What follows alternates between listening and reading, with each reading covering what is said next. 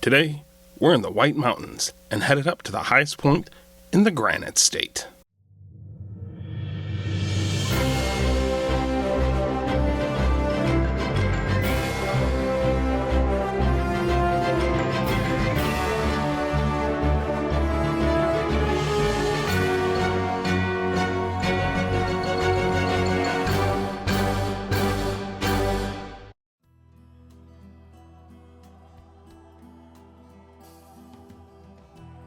Hi, I'm Scott Marthaler. Welcome to Rooftops of America. Today, we're in White Mountain National Forest and headed up to the top of New Hampshire.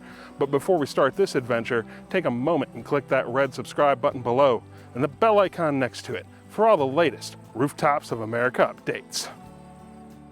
Mount Washington is in the presidential range of the White Mountains, which in turn is part of the larger and longer Appalachian mountain chain that runs through the eastern United States. The White Mountains cut right across the center of the state of New Hampshire from east to west. These peaks began to take shape over 400 million years ago. Geologically, the bedrock of these peaks is primarily igneous and metamorphic. On Mount Washington, you'll find a makeup of gneiss, schist, and quartzite. In a weird little coincidence, despite New Hampshire being nicknamed the Granite State, you'll find no granite on its state high point. The geology of these mountains is complicated. Over their history, there have been several uplifts. The top of Mount Washington actually started under the ocean. As the Laurentian and Avalon plates closed in, the sedimentary rocks were transformed and uplifted. The peaks we know as the White Mountains soared upwards with an elevation close to 15,000 feet. Time and erosion, both wind and water, have worn these peaks down to what we see today. The boulders on the summit of Mount Washington give the peak its nickname, the Rock Pile. The range stretches about 70 miles, starting in western Maine, stretching across New Hampshire and tailing off right in Vermont. Mount Washington is the tallest peak in the northeastern part of the United States, and it's the most topographically prominent peak east of the Mississippi River. It's also one of only two ultra peaks found in the eastern United States, with it being one and Mount Mitchell being the other. The White Mountains got their current name in 1672 due to explorers and travelers describing the range as snow-covered year-round, an effect of the Little Ice Age that was prevalent in the 17th and 18th centuries. The Abenaki people had also associated the color white to these peaks due to the rocks they found there. Mount Washington easily stands taller than its counterparts in the White Mountains. It's the only peak in the range that's over 6,000 feet. The White Mountains as a whole, with their height, their scenic beauty, and ruggedness, are one of the most distinct ranges in the eastern U.S. Biologically, the White Mountains are diverse with several distinct biomes. Mount Washington serves as a perfect example of these environments. As you ascend up the peak, take note of the combination of alpine, crumholes, and tundra-type terrain. As the glaciers retreated during the last ice age, humans started to settle in this area that we now call New Hampshire. They arrived here around 13,000 years ago. In the city of Keene, archaeologists uncovered a site dating back to this ancient time, which contained the oldest known dwellings in all New England. The landscape these people were living in looked nothing like what we see here today. This area was effectively tundra. The glaciers may have been retreating, but their presence was still very much being felt. To survive, the tribes relied on hunting and gathering. It would take a couple more thousand years before these forests would start to emerge. Around 3000 BC, an agricultural revolution took place here.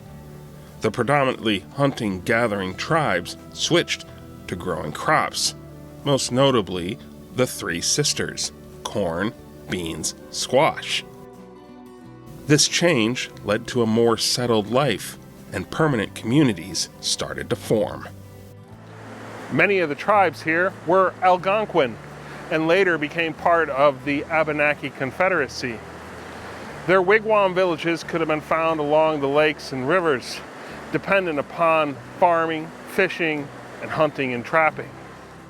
They referred to the White Mountains as Wobanadenok. One of the names they called Mount Washington was Agoicochook. The native people were not inclined to climb the peak, believing it to be the home of the Great Spirit, and therefore sacred. The mountains were important to the Abenaki people. Mount Jasper was an important mining site in use for thousands of years. The quality of its stone so good that it was traded hundreds of miles away. Then there is the story of the old man in the mountain on Mount Cannon. The legend goes that Nizkisos was born during an eclipse and became a respected member and leader of his tribe. During the Great Gathering, he met an Iroquois woman named Tarlo, whom he fell in love with. For a year, they were very happy together. One day, Tarlo had to return to her people to take care of the sick. Nizkisos promised to wait for her at his hunting camp on top of the mountain. He waited throughout the fall and into the winter, but Tarlo never returned, having perished, taken by the sickness. When his brother went to find him, Nizkisos had transformed into Stoneface, always watching for his beloved wife. And that was how the story usually concluded, but this one got a new ending. In 2003, when the face of the old man on the mountain fell, well, the new ending is that Nizkisos finally was reunited with the love of his life.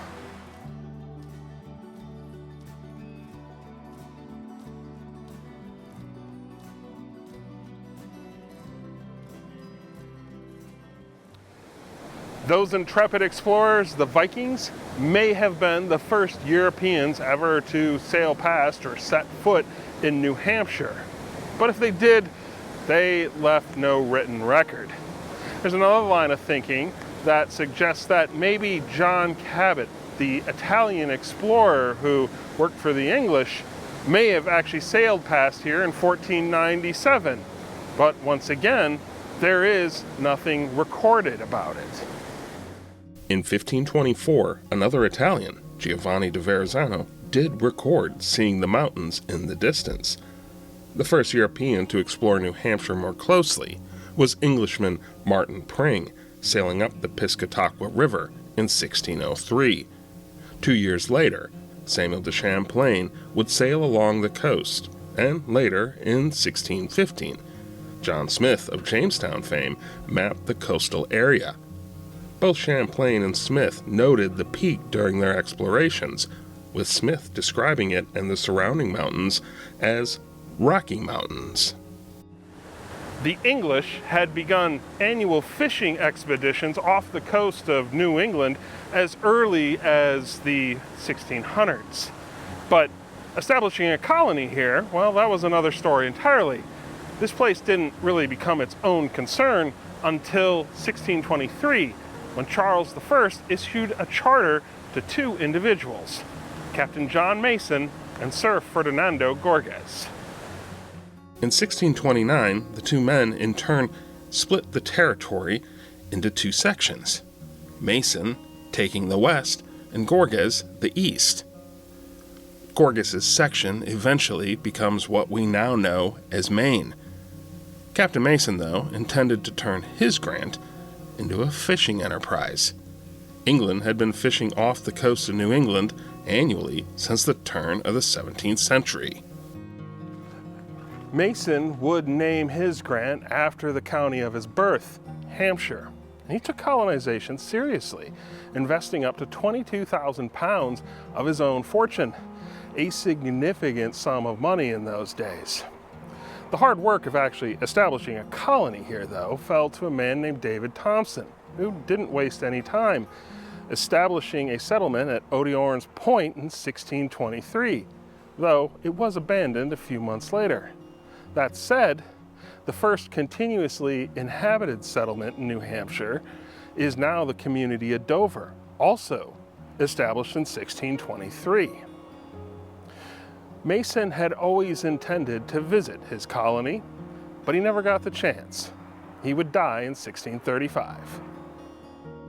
Mount Washington may well be the first state high point here in the United States with a recorded climb. The first recorded ascent of this peak happened in June 1642 by a man named Darby Field. In the mid-1600s, the act of climbing a mountain was looked at with a degree of foolhardiness. Alpine areas at that time were still viewed with superstition and as places of danger that were best left alone. Field himself left no reason on why he climbed the mountain he called White Hill. There's some thought that maybe he did it to prove a point to the local Abenaki chief that Field and his fellow colonists weren't subject to the same taboos that they were. There's also the idea that maybe he went to the top to find valuable gems and stones. He did return down with several rocks he thought were precious, but they just turned out to be quartz and mica. There is some speculation that Darby Field climbed the peak to see if he could spot Lake Champlain, since he had been hired by a fur company to locate said lake from the coast of Maine. At that time, Lake Champlain was thought to be only 100 miles away from the Atlantic. Then, there is a thought that Field climbed the mountain for the adventure of it, because it was there. Over the course of that summer, several more ascents were made up Mount Washington. And then, pretty much nothing for the next 175 years. To most American colonists, climbing mountains was a frivolous and hazardous activity best left alone. Over the 1600s, New Hampshire's status as a colonial entity fluctuated, at times independent, other times claimed by Massachusetts as the Upper Plantation, or even being rolled into the short-lived Dominion of New England. Settlers came from a variety of places, some from the Old Country, others migrating here to escape the restrictions imposed by the theocratic Massachusetts Bay Colony. One of those individuals was a man named William Wentworth, and his descendants played an outsized role in how this colony took shape in the 1700s. For the native populations here, though, English settlement would prove detrimental to their very existence. The English were not good neighbors, oftentimes stealing, capturing, or enslaving native peoples. They also brought disease, particularly in the form of smallpox, which ravaged the Abenaki. It's been theorized that 80 to 90% of the native population living in New Hampshire was wiped out by disease. As the English continued to expand, the tensions between them and the tribes increased. New Hampshire would become the front line of numerous conflicts between the two groups throughout the 17th and 18th centuries. One of the most significant being Queen Anne's War. The conflict started in 1702 and continuing till 1713. It was part of a larger conflict, the War of Spanish Succession, and in the American colonies, a continuation of issues from the earlier King William's War. The war saw raiding and destruction throughout Upper New England and even the Maritimes of Canada. Eventually, the British prevailed, and the Treaty of Portsmouth concluded the conflict. It set harsh terms for the Abenaki people, and more than a few retreated northwards to friendlier French territory. One of the outcomes that Great Britain would gain from the larger conflict was an exclusive 30-year trading contract with the Kingdom of Spain. This would have significant consequences for New Hampshire's future. It was the political machinations of John Wentworth that laid the groundwork to the reestablishment of New Hampshire as an independent political entity. Wentworth became the lieutenant governor of the Massachusetts Bay Colony, and through his position, brought the issues of New Hampshire to the forefront. Supported by the rich merchants of Portsmouth, He drove an agenda that was centered around getting New Hampshire recognized as its own colony. Wentworth set about establishing productive relationships with the powers that be in London. He often highlighted the fact that there was an ongoing border dispute between Massachusetts and New Hampshire, and that it really seemed that Massachusetts had no interest or care for a prosperous New Hampshire. John Wentworth died in 1730, but he'd done enough to set the stage for both New Hampshire and his family. All that was really needed now was a catalyst to set things into motion. His son Benning had established himself as an importer and exporter of some repute. He had made a bit of a fortune in dealing with timber. It would fall to Benning to get things moving. New Hampshire may have started out as a fishing concern, but it had another vital resource hiding in its thick forests: pine trees, particularly white pine trees. Great Britain was a naval and mercantile power, and in order to maintain its economic and military edge on the sea, it needed ships. And ships in the age of sail needed masts. The white pine stands of New Hampshire were ideally suited for this role. By the 1730s, all the easy timber in New Hampshire had been cut. At the same time, there was a bit of a push by Great Britain to center its shipbuilding activities in country, which meant less timber from the Americas and more from easier sources in Northern Europe. Benning Wentworth needed a new buyer, and he needed one quick. He found one in the Kingdom of Spain. Wentworth invested heavily and shipped a load of timber off to Spain. But the timing couldn't have been worse. Tensions between Great Britain and Spain had been ramping up, and now were at a point where they were threatening to bubble over. When the timber arrived in the Kingdom of Spain, well, they took the timber, but they refused to pay for it. Benning Wentworth found himself facing financial ruin, and that meant a trip to debtor's prison if he couldn't find a way to make himself solvent. Wentworth was no fool. He borrowed heavily from London bankers to pay off his creditors in Boston, thereby putting an ocean between him and the people who he owed money to. He then relentlessly lobbied the government for reimbursement. He had support in the form of his London creditors. They would also be in financial trouble if Wentworth went belly up. Wentworth's lobbying efforts proved successful. In order to get him to drop his claim, he was appointed as the first royal governor of the New Hampshire Crown Colony. A title was so much better than a payout. In the colonial days, a governorship was basically a way to print money, particularly in the form of land grants. Benning Wentworth would resolve his debts and then set about making New Hampshire into a prosperous and powerful colony. Along the way, he would line the pockets of his family and his friends. He ruled New Hampshire for 25 years. He was the longest-serving colonial governor in the 13 colonies.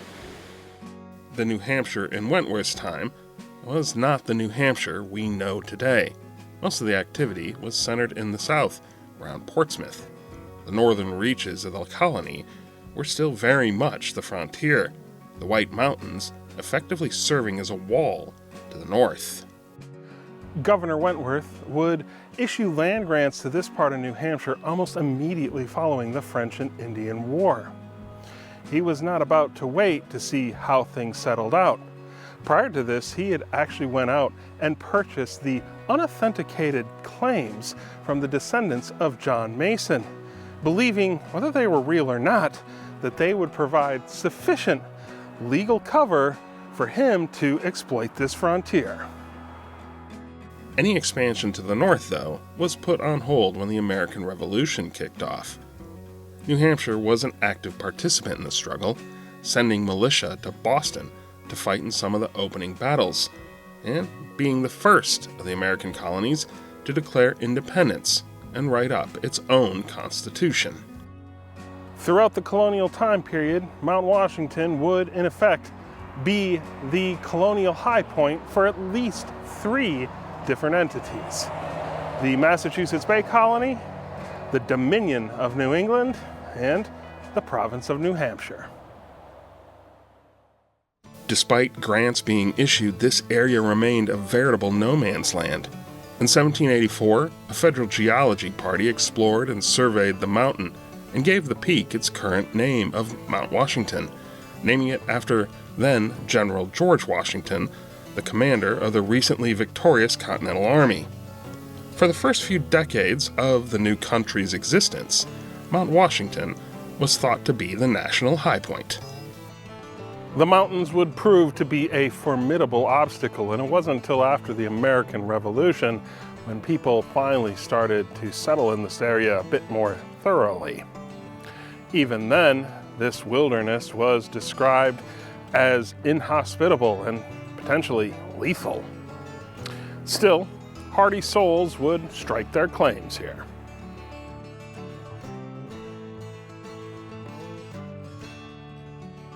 One of the families that moved to the area at the end of the 18th century proved to be instrumental in the early days of tourism in the White Mountains: the Crawfords.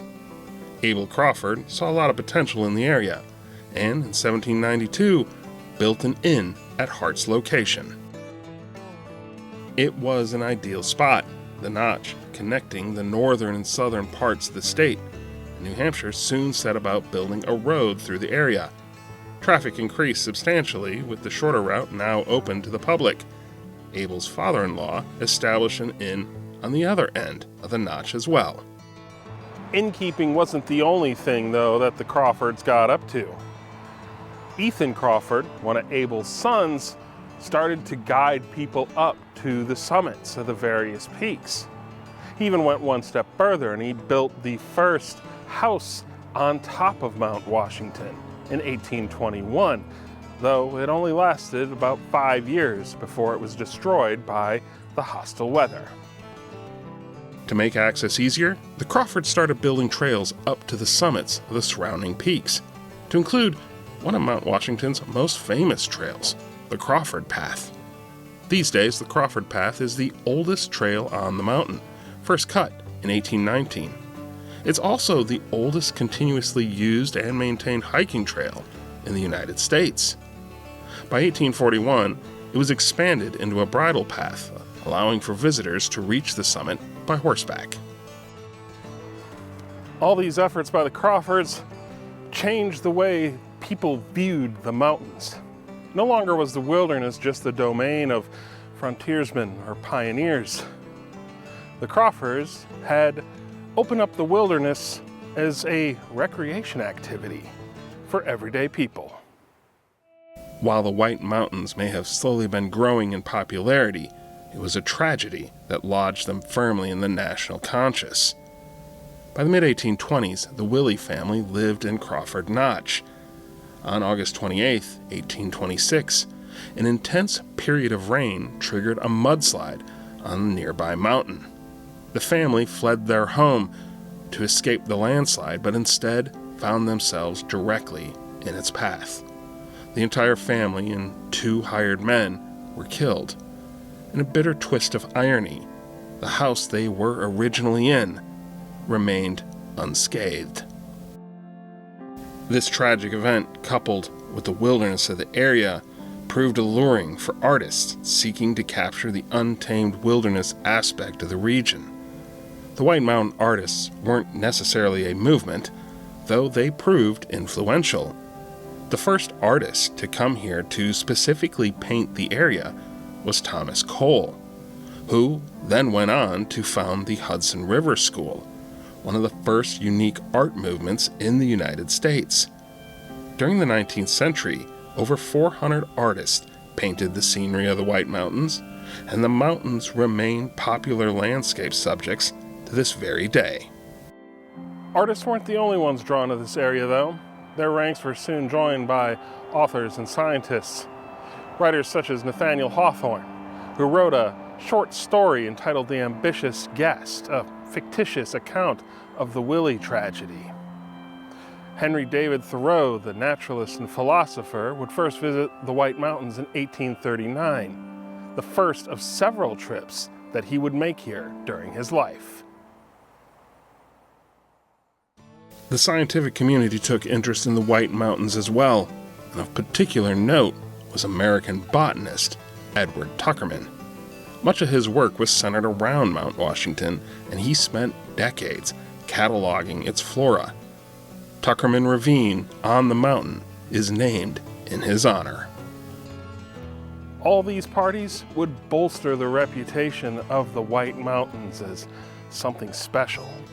But it was a transportation revolution that would open this area up to a whole new level of tourism.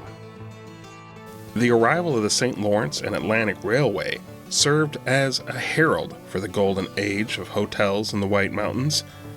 More than a few of these establishments grew out of the original highway inns and taverns, slowly scaling up as more tourists arrived. The earliest were the Crawford and Glen houses, both opening their doors in 1850. The golden age of grand hotels in the White Mountains was around 1880 to 1910. During those 3 decades, you would have found about 30 of these massive buildings. A grand hotel being any hotel that hosted up to 200 guests. For those who could escape the hustle and bustle of the Industrial Revolution going on in New England, these lavish buildings offered a wide array of amenities and activities, often compared to luxurious ocean liners.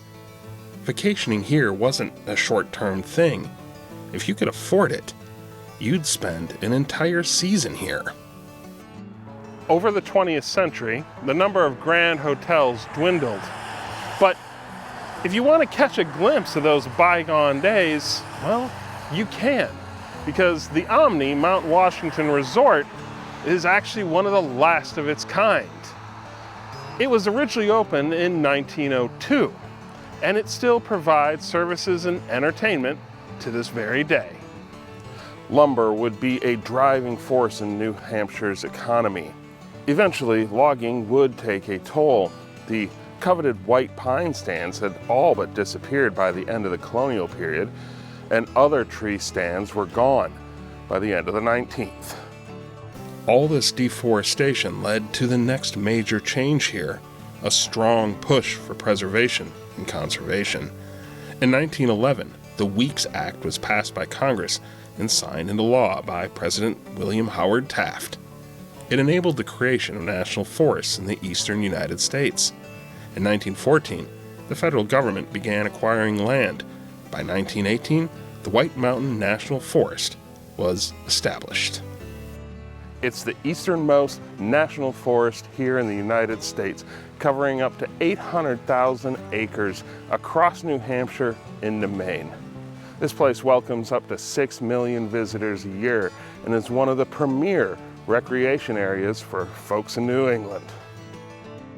Along with the hotels around the base of the mountains, the latter half of the 19th century saw many of the features that define Mount Washington today first established. The hotel push saw the development of both the Summit House and Tip Top House on top of the peak.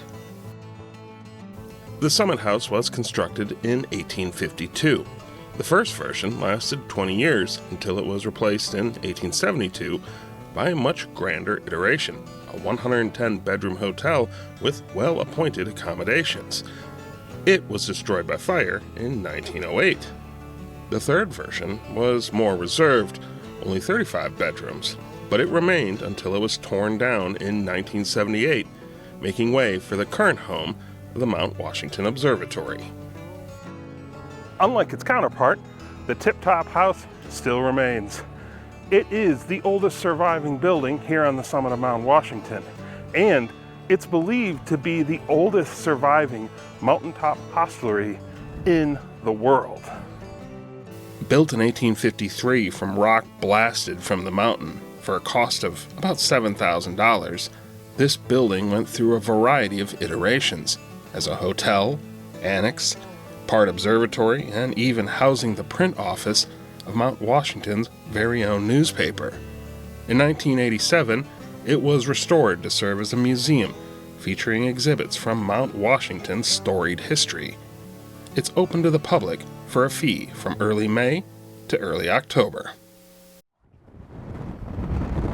By the mid-1800s, the railroad was now running through the area, meaning more travelers than ever were visiting.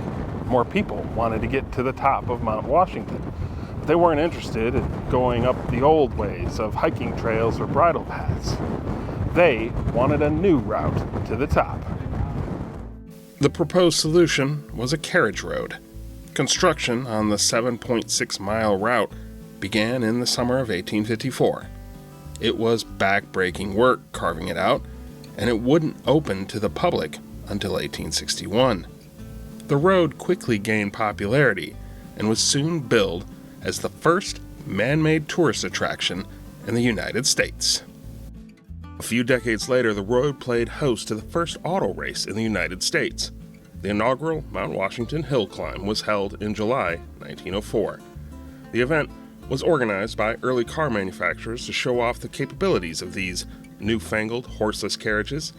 American playboy and racing car aficionado Harry Harkness won the first iteration of this race in his Mercedes, clocking in at 24 minutes, 37 seconds. The fastest time up the mountain was set by motorsports legend Travis Pastrana in 2021, with a time of 5 minutes, 28 seconds. The carriage road would soon have some competition in the form of another new way up Mount Washington, the Cog Railway. The idea came to Sylvester Marsh in 1857 during a hike up the mountain.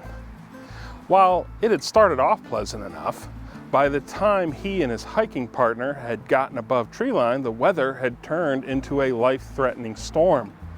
They barely made it alive to the tip-top house.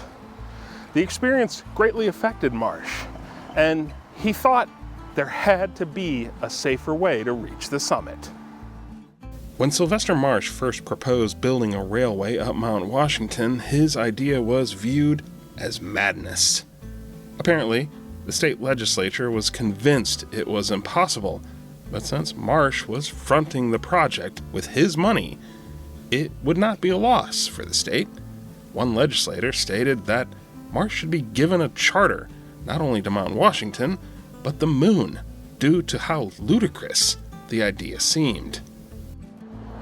The charter was granted in 1858, though construction wouldn't really begin in earnest until after the U.S. Civil War in 1866.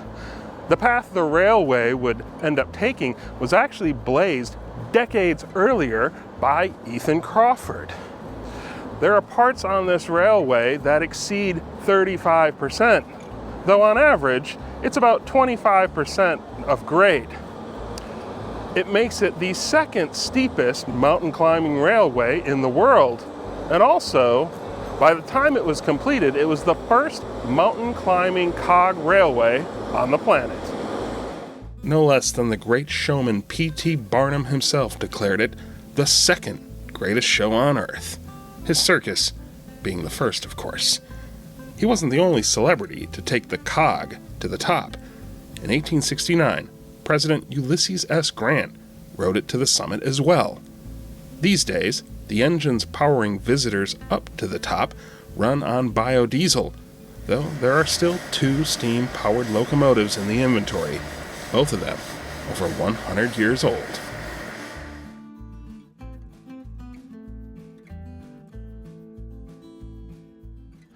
If there's one thing that Mount Washington is known for, it's for its extreme and erratic weather. The conditions here can rival those found on Mount Everest or the North and South Poles. The mountain sits at the juncture of 3 major storm tracks, and that combination of cool, dry air from Canada combined with the warm, moist air from the Gulf of Mexico can make for some dramatic effects. Another factor contributing to this amplification is the elevation and location of the mountain in relation to its peers. Mount Washington is significantly higher than the other mountains in the range, and it's located in the heart of it. which causes a funneling of sorts, where all the storms are drawn to the peak, almost like a magnet. Once there, the height of the mountain compresses the air and accelerates it, also known as the Venturi effect. The end result of all these factors is wild, extreme weather. The scientific study of meteorology began here in 1870, when a group of scientists climbed up the mountain to study the weather patterns here. The weather data they collected was so compelling that it convinced the U.S. Signal Service to establish an observatory here, which opened in 1892. One of the most noteworthy buildings on Mount Washington's summit is its observatory. This weather station was the first of its kind in the world and has become a model for other countries to follow. It began recording weather data in 1932 and has witnessed more than a few records in its time. Perhaps the most famous incident happened on April 12, 1934, when meteorologist Sal Pugliuca measured a wind speed of 231 miles per hour. He was almost, quite literally, blown off the mountain. At the time, this would be the fastest recorded wind speed on the planet. The record has been surpassed, but it is still the highest wind speed ever recorded by a human. Mount Washington is still setting records. It is one of the snowiest places in the United States. In 1969, it recorded 4 feet of snow in 24 hours. And as recently as February 2023, it recorded the coldest wind chill in U.S. history at a negative 108.4 degrees Fahrenheit. As for the claim of having the world's worst weather, there may actually be some truth in the advertising. With the frequency of the cold temperatures, the consistency of the high-speed winds, and the massive amounts of precipitation this place receives every year, well, statistically, you add it all up, this may be the home of the world's worst weather. There is a dark side to Mount Washington. It's one of the deadliest peaks in the United States. The extreme weather, its northern location, and popularity make for a dangerous combination. The first recorded casualty on the mountain was in 1849, when Frederick Strickland got lost and died of hypothermia on his descent from the summit. People underestimate this peak to their own peril. There's a joke in parts of the country where folks say, hey, give the weather 5 minutes and it'll change. Except here at Mount Washington, there's actually a lot of truth to that statement.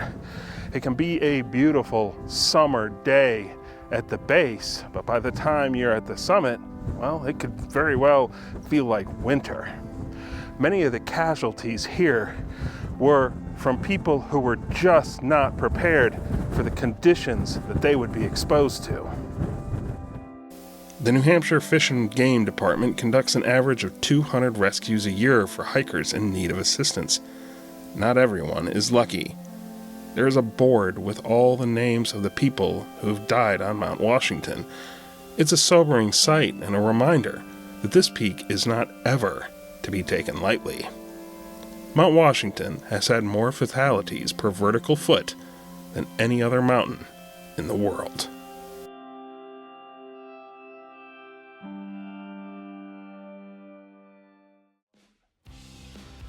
Historians aren't really sure what route Darby Field took when he climbed Mount Washington, but today's average high pointer, well, you have a wide array of options when it comes to getting to the top of this beast of a mountain.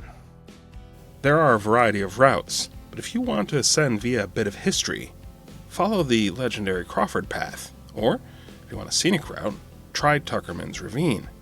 As you hike along, you'll be following the white blazes of the Appalachian Trail, which crosses over the summit, Mount Washington being the second highest state high point on this long journey from Georgia to Maine. There's also the option to drive up via the historic Mount Washington Auto Road. It's open from May to November, depending on the weather. There is a fee associated with this option, Check the Mount Washington Auto Road website for the latest rates. A successful journey up and down will earn your vehicle the coveted "This Vehicle Climbed Mount Washington" bumper sticker.